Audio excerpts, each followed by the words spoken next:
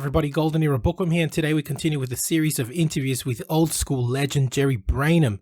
And here we focus on the super responder effect that was initially observed in the golden era after anabolic steroids just had come into the scene of bodybuilding.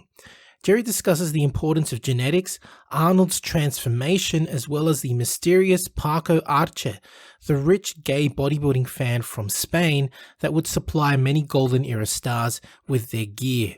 Enjoy. You know, yes, steroids do things. I'm not going to say they don't do anything. That would be absurd also.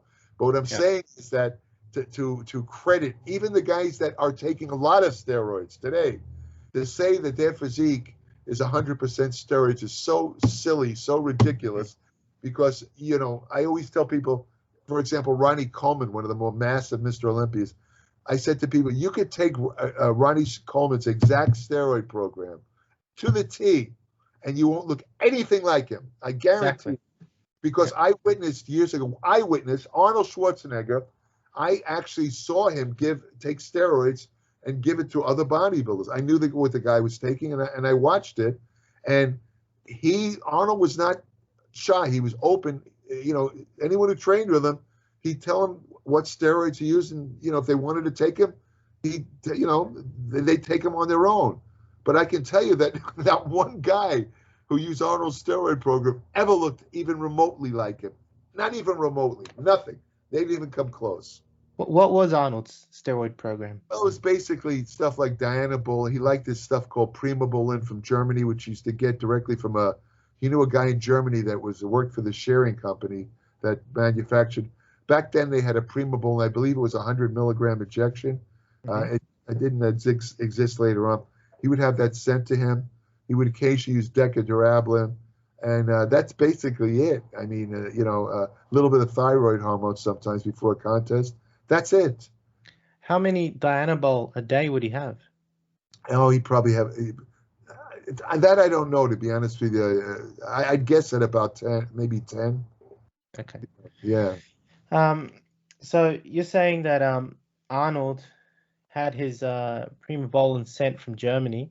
Right. What about the Dianabol? Was that from Germany, or was that from the States or Mexico? That was from Europe also, but you have to understand, Carlos, in those days, the steroids were very pure. There was no so-called black market. Yeah, I know that. When you got Dianabol, methanestrandrolone it's called, it's the generic methanestrandrolone, you knew that it was Dianabol. There was no contaminants or today, you know, it's a crapshoot. I mean, I've written about this. I have a newsletter called Applied Metabolics.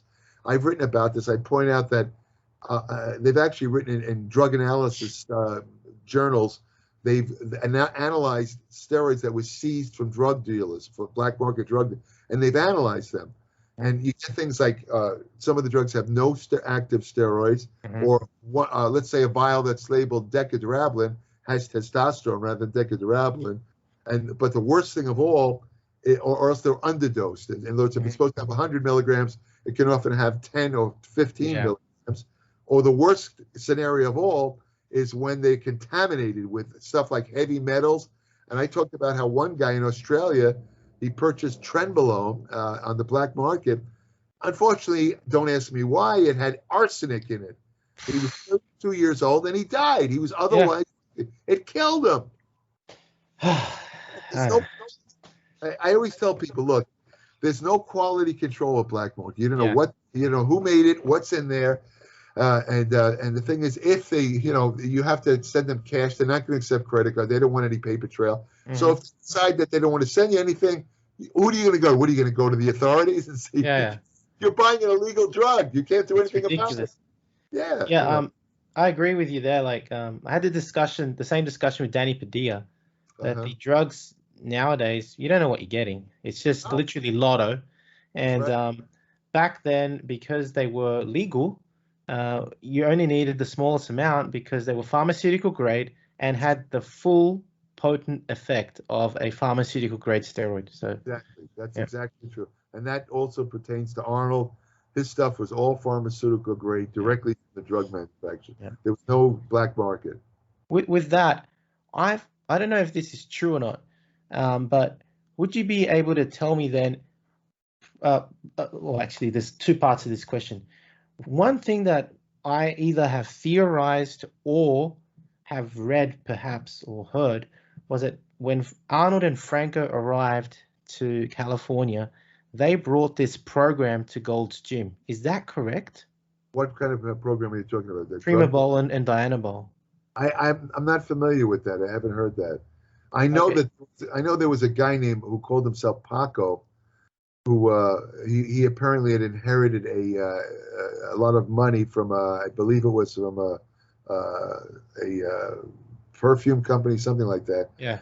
And he was gay, and he used to like to hang. He was a kind of heavy set guy. He used to wear gold chains. He used to come in every year with Serge Nubret. Mm-hmm. And he would actually come to town with suitcases full of drugs. Right. It was like candy to a child. In other words, he was very attracted to male champion bodybuilders. He had a big villa in Spain. The bodybuilders would come out and stay at his house. But it was kind of humorous because every year he'd show up shortly before a contest with Serge Nubret, and he had these huge suitcases just full of steroids, and I guess he'd give them to the bodybuilders, you know. Mm-hmm. I mean, Serge Nubret came to town one time. I'll tell you a funny story. And because of course, you know who Serge Nubret is, right? I mean, of course. He had this beautiful physique. I mean, just beautiful. Arnold actually described Serge Nubret to me once. He said, standing relaxed, Serge Nubret beats anybody in the world, including me. But he loses it when he raises his arms. He just doesn't the same guy. So anyway, Serge Nubret came to him, and everybody admired, all the top bodybuilders, his original Gold's Gym in Venice, they all admired Serge Nubret's physique. He always looked in shape. He had a rare combination of a small waist and great abs. Usually it's one or the other. Usually you have great abs and a wider waist, or a very small waist like Steve Reeves and no abs. Yeah. So to have both was very rare. And people, the guys in the gym would ask Serge Nubret, how do you get that look, And he usually responded in various ways. He talked about eating 9 pounds of horse meat a day. One was one answer. The other was a drug, a form of thyroid called Triacana, it was called. Yeah. It was a kind of an analog of what they call T3. Mm-hmm. And he instructed the bodybuilders at Gold's, Ken Waller and all those guys, not Arnold, but all those other guys, Bill Grant. He told them how to, he gave them this Triacana, or he sold them. I'm not sure whether he gave it to them or sold it to them. But he told them how to use it, and told them to take quite a hefty dose. Because he said, the great thing about Triacana is unlike Cytomel, which was the standard T3 drug used by bodybuilders. Yeah. The great thing about Triacana is that it was a T3 analog, but it got rid of the body fat, but it didn't eat away the muscle like Cytomel. Large amounts would have a catabolic effect. And of course, this excited the bodybuilders. Oh, wow. So now we know why Serge looks so cut all the time and has that little. So they were taking like 15 to 20 a day of these things, right? Unfortunately, I to this day don't know whether that was done purposely, where Serge wanted to mess up his competitors. I don't know. But every single one of them, I remember Bill Grant was screaming because his muscles were shrinking like butter on a hot plate. So all of them got off that thyroid. So it was a hilarious situation because all of them were losing muscle like crazy. All right. To this day, I don't know whether Serge Nubret did that purposely or I don't know the motive. I don't know. All I know is that it was gross overdose. Oh. So you've answered my first question on Arnold, that you don't know whether him and Franco actually brought that steroid protocol. Never heard that.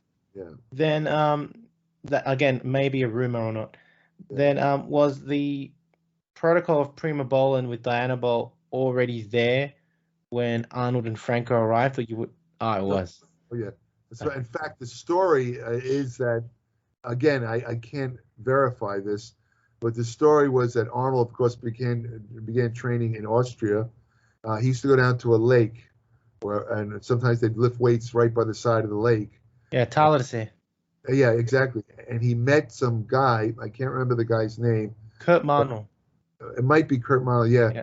This is the guy who turned him on to steroids. Yeah. And Arnold at the time, I believe, was 15, years old. If I remember. Something like that. Yeah. And if you look at photos of Arnold, if you look at him when he was 15.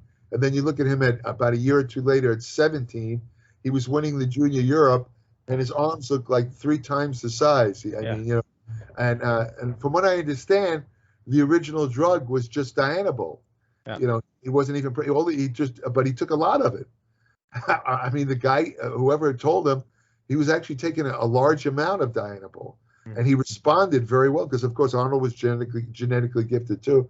Yeah. I mean, the changes, if you look at it, the pictures, the early photos, the progression in the size was amazing. By the time he got to the NABA universe, he was huge. This was only a space of just a couple of years, you know, 3, 4 years maybe, you know, and that's the influence. Arnold, I could tell you, the one thing I did was very responsive to drugs, because when he would compete, he'd get on the drugs, then after the contest, he'd get off it, and about maybe 8 weeks after the contest, he'd look like a shadow of himself. Those huge slab-like pecs he had would disappear. There'd be no deltoids. The forearms would get skinny legs. Still had big calves because he always trained his calves, even in the off season, because they were hard for him to get. But he still retained that big bicep. Always had the big bicep. But the physique was worlds apart from his Olympia physique. So, and then as a contest drew close, let's say maybe 8 weeks before, he'd start more intensive training. He'd start coming in twice a day, and he'd get on the drugs, and you could see him change. And Danny Padilla was like this too. You could see these guys change literally from day to day. I mean, it's amazing. I would just rub my eyes at it, because after a week, Arnold looked like a different guy. I mean, he was extremely responsive. And I used to call Danny the sponge, because this guy would he would show up from Rochester, New York. He worked in his father's they had a grocery store or something. Yeah. And he didn't train when he was working in the store. He didn't train. And he'd show up in Gold's Gym with a pot belly, looked like a little fat guy. And then about 6 weeks later, you have the Danny Padilla that you see and love in the photos. You have this just extraordinary developed guy. I mean, but he just changed week by week. It was like a metamorphosis to see. Correct. I mean, I've never seen guys respond like that.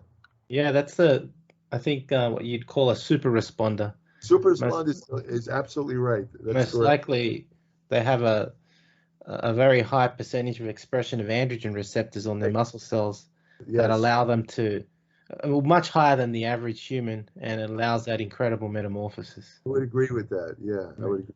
Yeah. So I do hope you have enjoyed the second video interview with Jerry Brainum on the golden era super responders. Some real interesting stories were shared by Jerry, and I found the story of Paco Arce particularly interesting. There's long been an association between the gay community and bodybuilding, and it is something that is not talked about by many in the iron game.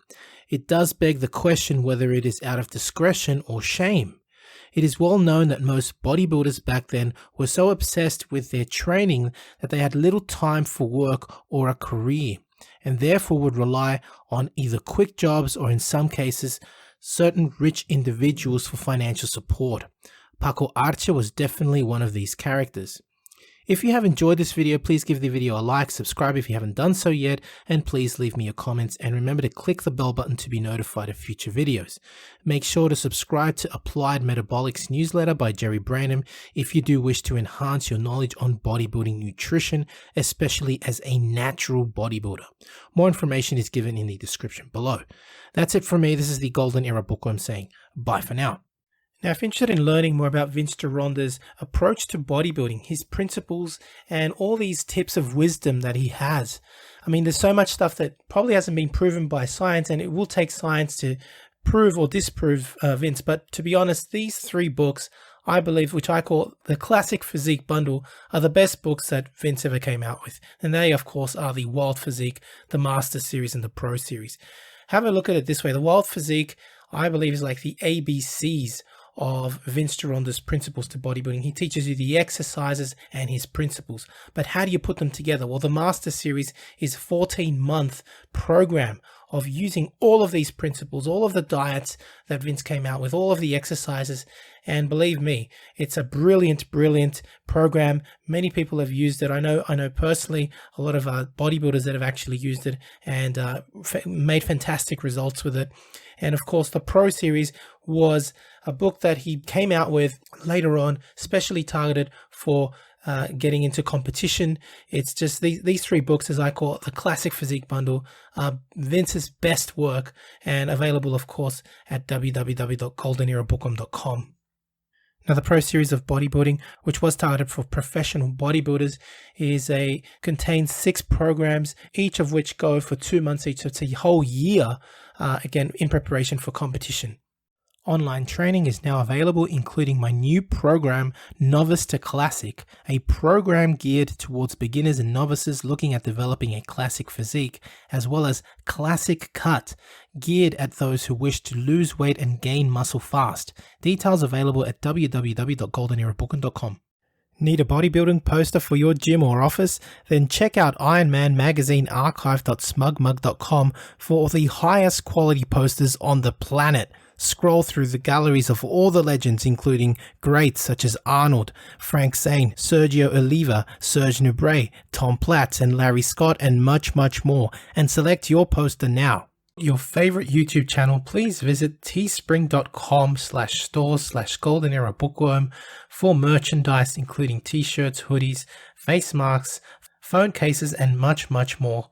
Once again, at teespring.com/stores/goldenerabookworm. Become a patron at www.patreon.com/goldenerabookworm for hard to find books, scans of rare photos, and articles on the golden era of bodybuilding. To take full advantage of my collaborations, use code GEB20 with nspnutrition.com and vincegeronda.com, as well as code bookworm12 at osl.com for a discount at checkout.